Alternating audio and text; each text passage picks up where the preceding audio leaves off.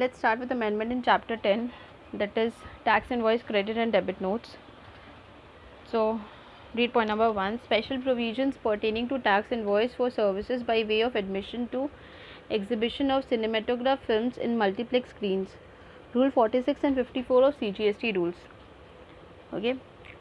Let's recap the provision once, that while a registered person can issue the consolidated tax invoice if it satisfies three conditions. What are those three conditions? First one is that value of supply is less than 200, recipient is unregistered, and the recipient doesn't require tax invoice. This three conditions should be satisfied cumulatively.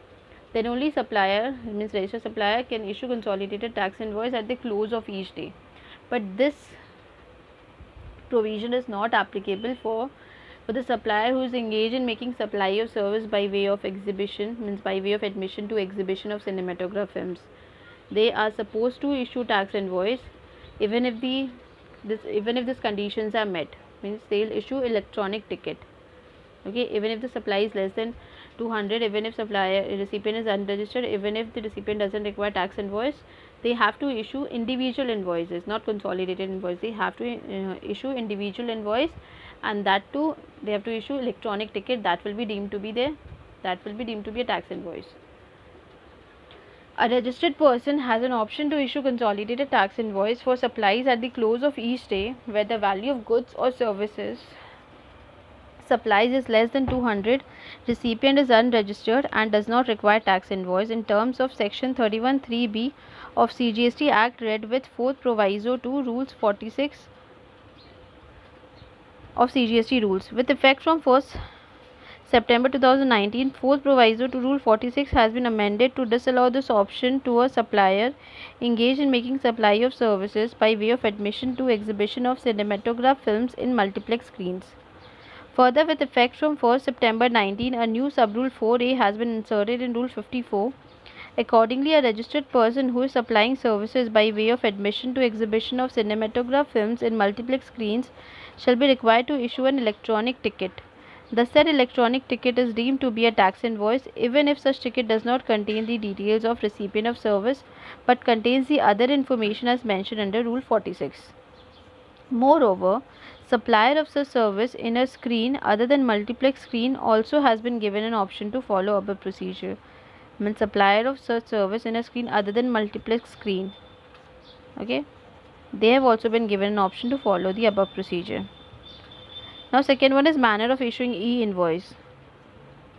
It's simple, just read one. Sub rule 4 has been inserted to rule 48 to provide that the e-invoice shall be prepared by notified class of registered person. Okay, only by the notified class of registered persons on the recommendation of the council by including such particulars contained in form GST INV01 after obtaining an IRN invoice reference number by uploading information contained therein on the common GST electronic portal in prescribed manner and subject to prescribed conditions and restrictions.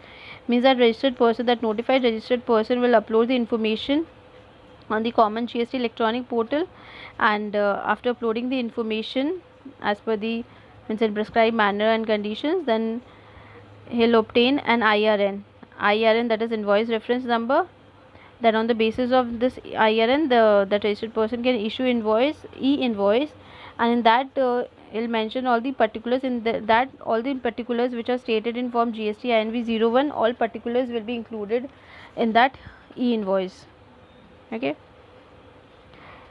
Every invoice issued by the said person in any manner other than the manner specified in Rule 48(4), means the manner which we have discussed just now. If every invoice that is issued by the said person in a manner other than the manner specified in Rule 48(4) shall not be treated as an invoice. That will not be treated as an invoice if it is not issued as per the manner specified in 48(4). The requirement of preparing the invoice in duplicate and triplicate in case of supply of service and goods respectively does not apply to such e-invoices. As we all know that in case of supply of service, duplicate invoice, and in case of supply of goods, triplicate invoice. Okay, so that is not applicable in e-invoices. Following invoice registration portals, IRPs, has been notified as common GST electronic portals for the purpose of preparation of invoices. These all are the portals. Okay, you can just read this one. Now next one, the what is given, Rule 46 and 49 of CGST Rules 2017 have been amended to provide that government may by notification on the recommendation of the council and subject to such conditions and restrictions as mentioned therein specify that the tax invoice or bill of supply shall have a QR code, quick response code. Okay, as it's an e-invoice, that then it will have a quick response code. This is the notification dated 13th December 19. So it's a new amendment after October. All amendments are for November 20 exams. So it's a new amendment. Next one is clarification in respect of goods sent or taken out of India for exhibition or on consignment basis for export promotion. I've already discussed this clarification in supply under GST amendments. Okay. In that it was stated that when the goods are sent or taken out of India for exhibition or consignment basis for export promotion, that is not supply, because it is not satisfying the conditions of section 7, and as it is not covered under supply, means as it is not a supply, so it is not be called as export supply also. So read it once.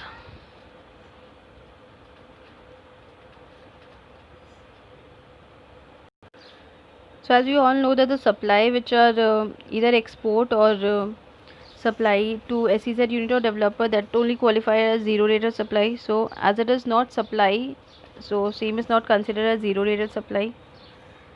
So what is given here, read once. The activity of sending or taking the goods out of India for exhibition or on consignment basis for export promotion, except when such activities satisfy the test laid down in Schedule 1 of CGST Act, herein after refer to as specified goods, do not constitute supply, as the said activity does not fall within the scope of section 7 of CGST Act, as there is no consideration at that point of time.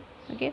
The specified goods sent or taken out of India are required to be either sold or brought back within the stipulated period of 6 months from the date of removal, as per provisions contained in section 31(7) of CGST Act. As we all know that within 7 months that goods should be sold or brought back. So the supply would be deemed to have taken place on the expiry of 6 months from the date of removal if the specified goods are neither sold abroad nor brought back within the said period. If the specified goods are sold abroad fully or partially within the specified period of 6 months, then what happens? That the supply is affected in respect of the quantity so sold, and it will be affected on the date of such sale. Further, the sender shall issue a tax invoice in respect of such quantity of the specified goods which have been sold abroad, in accordance with the provisions contained in section 12 and section 31 of CGST Act, read with rule 46 of CGST rules. Now when the specified goods sent or taken out of India have neither been sold nor brought back, either fully or partially within the stipulated period of 6 months, then what happens? Then supply is deemed to take place at the expiry of on the date of expiry of 6 months. No? So what is given here? I'm reading again. When the specified goods sent or taken out of India have neither been sold nor brought back, either fully or partially within the stipulated period of 6 months, as laid down in section 31 subsection 7 of CGST Act, the sender shall issue a tax invoice on the date of expiry of 6 months from the date of removal in respect of such quantity of specified goods which have neither been sold nor brought back, in accordance with the provisions contained in section 12 and section 31 of CGST Act, read with rule 46 of CGST rules. Now the above position is explained by way of example below. To see this example, Messrs ABC sends 100 units of specified goods out of India. Now the activity of merely sending or taking such specified goods out of India is not a supply. No tax invoice is required to be issued in this case, but the specified goods shall be accompanied with a delivery challan issued in accordance with the provisions contained in Rule 55 of CGST rules. Okay. In case the entire quantity of specified goods is brought back within the stipulated period of 6 months from the date of removal, then what happens? No tax invoice is required to be issued, as no supply has taken place in such a case. Okay, if it is brought back within the stipulated period of 6 months from the date of removal, because no supply is made, so no tax invoice is required to be issued. Now in case, however, the entire quantity of specified goods is neither sold nor brought back within 6 months from the date of removal, a tax invoice would be required to be issued for entire 100 units of specified goods in accordance with the provisions contained in section 12 and section 31 of the CGST Act, read with Rule 46 of CGST rules within the time period stipulated under Section 31 subsection 7 of CGST Act means invoice is required to be issued on the date of expiry of 6 months.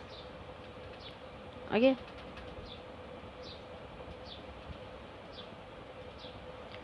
So this completes our amendment of this chapter. This chapter number is 10. Okay.